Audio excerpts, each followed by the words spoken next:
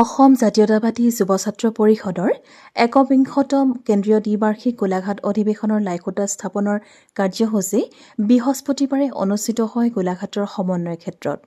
সংগঠনটোৰ কেন্দ্ৰীয় সভাপতি পলাশ চাংমাই, মুখ্য উপদেষ্টা ৰাণা প্ৰতাপ বৰুৱা, সাধাৰণ সম্পাদক ৰাতুল বৰগোহাঁই, আদৰণি সমিতিৰ সভাপতি দেৱজিৎ ফুকনকে প্ৰমুখ কৰি গোলাঘাটৰ বিভিন্ন দল সংগঠনৰ আৰু ৰাইজৰ উপস্থিতিত লাইখুঁটা স্থাপন কৰি অধিৱেশনৰ সফল কৰিবলৈ সকলোকে আহ্বান জনাই উদ্যোক্তাই। অহা ৪ এপ্ৰিলৰ পৰা তিনিদিনীয়াকৈ অনুষ্ঠিত হ'বলগীয়া AJYCPৰ কেন্দ্ৰীয় অধিৱেশনৰ বাবে প্ৰস্তুতি এতিয়া তুংগত। ১৫খন উপসমিতিৰ সহযোগত সৰ্বাংগ সুন্দৰৰূপে অধিৱেশন অনুষ্ঠিত কৰিবলৈ যত্ন কৰিছে বুলি সভাপতি পলাশ চাংমাই উল্লেখ কৰে।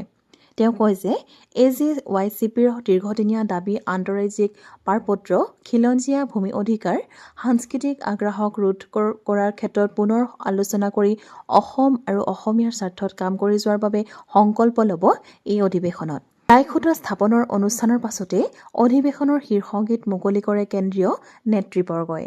অধিৱেশন সম্পৰ্কত যুৱ ছাত্ৰ পৰিষদৰ কেন্দ্ৰীয় সভাপতি পলাশ চাংমাই আৰু সাধাৰণ সম্পাদক ৰাতুল বৰগোহাঁই এইদৰে কয়। চাওক, ইতিমধ্যেই ডক্টৰ দেৱজিৎ ফুকন ছাৰক সভাপতি আৰু পৰিষদৰ কেন্দ্ৰীয় সমিতিৰ উপসভাপতি জিতুল ৰাজখোৱাক মুখ্য সম্পাদক হিচাপে লৈ এখন শক্তিশালী অভ্যৰ্থনা সমিতি গঠন কৰা হৈছে। সেই শক্তিশালী অভ্যৰ্থনা সমিতিখনে ইতিমধ্যে প্ৰায় ১৫খনতকৈ অধিক উপসমিতি গঠনেৰে তেওঁলোকে কাম কাজ অব্যাহত ৰাখিছে।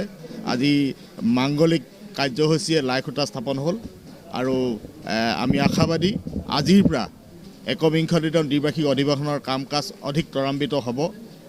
গোলাঘাটবাসী সকলো শ্ৰেণীৰ ৰাইজক লগত লৈ অভ্যৰ্থনা সমিতিয়ে কাম কাজ আগবঢ়াই লৈ গৈছে। আমি আশাবাদী এই অধিৱেশনখন এখন সৰ্বাংগ সুন্দৰ হ'ব। সকলো শ্ৰেণীৰ গোলাঘাটবাসী ৰাইজে ইয়াত সহযোগিতা কৰিব আৰু জাতীয় জীৱনলৈ আমি এটা বাৰ্তা পঠিয়াবৰ কাৰণে এই গোলাঘাট অধিৱেশনৰ পৰা আমি সক্ষম হ'ম। অসম জাতীয়তাবাদী যুৱ ছাত্ৰ পৰিষদৰ কেন্দ্ৰীয় সমিতিৰ ১বিংশতিতম কেন্দ্ৰীয় দ্বিবাৰ্ষিক অধিৱেশন এইবাৰ গোলাঘাট চহৰত অহা ৪, ৫ আৰু ৬ এপ্ৰিল তাৰিখে তিনিদিনীয়া কাৰ্যসূচীৰে অনুষ্ঠিত কৰা হৈছে আৰু তাৰে আজি লাইখুঁটা স্থাপন কৰা হ'ল। আমি আশাবাদী এই অধিৱেশনে অসমৰ জাতীয় জীৱনক ক'ৰবাত নহয় ক'ৰবাত অকণমান সমৃদ্ধিশালী আৰু চেতনাবোধ কৰিব পৰাকৈ অসম জাতীয়তাবাদী যুৱ ছাত্ৰ পৰিষদৰ এই গোলাঘাট অধিৱেশনে সফল ৰূপ পাব। মই সমগ্ৰ অসমৰ লগতে প্ৰধানকৈ গোলাঘাটবাসী ৰাইজৰ আহ্বান জনাব খুজিছোঁ, আপোনালোকৰ সহায় সহযোগিতাৰ অবিহনে কেতিয়াও এই অধিৱেশনখন সফল নহয়। আপোনালোকে সকলো ফালৰ পৰা সহায় সহযোগিতা আগবঢ়াব বুলি অসম জাতীয়তাবাদী যুৱ ছাত্ৰ পৰিষদৰ পৰা আমি আহ্বান জনাইছোঁ। এই অধিৱেশনলৈ আমি আমাৰ বাতৰি কাকত আৰু টেলিভিছন চেনেলৰ মুখ্য সম্পাদকসকলক মাতিছোঁ। জাতীয় সংগঠনৰ আটাইবিলাক নেতৃত্বক আমি এই অধিৱেশনলৈ মাতিছোঁ।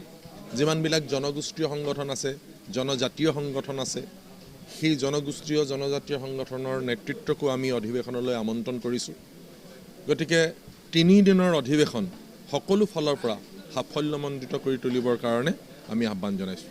নিউজ ডেস্ক ৰিপৰ্ট, দৃষ্টিকোণ।